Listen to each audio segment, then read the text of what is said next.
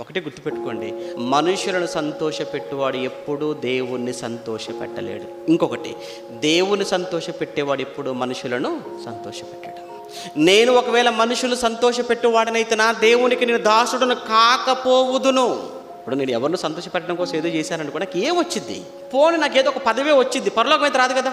పదవులతో పరలోకం అనుకుంటే హత్యలు చేసుకునే వాళ్ళేమో మన వాళ్ళందరూ, ఇంకేదేదో చేసుకునేవాళ్ళు. కానీ నిజంగా దేవుడు పదవులతో కాదురా, పనితో అన్నాడు. అది కూడా నన్ను సంతోషపెట్టండి, మనుషులను కాదు. మనుషులు సంతోషపెట్టడం చాలా సులువు, దేవుని సంతోషపెట్టడం మనుషులు సంతోషపెట్టినంత తేలికైతే కాదు. దేవుని సంతోషపెట్టడానికి పౌలు గారు అవమానించబడ్డాడు. స్వజనుల వలన ఆపదలు వచ్చాయి, అన్యజనుల వల్ల ఆపదలు వచ్చాయి. రాళ్ళ దెబ్బలు తిన్నాడు, బెత్తముతో కొట్టబడ్డాడు, కొరాలతో కొట్టబడ్డాడు. రోడ్డు మీద ఆపదలే, అరణ్యములో ఆపదలే, సముద్రములో ఆపదలే. ఎందుకయ్యా ఇన్ని ఆపదలు అని అంటే, నేను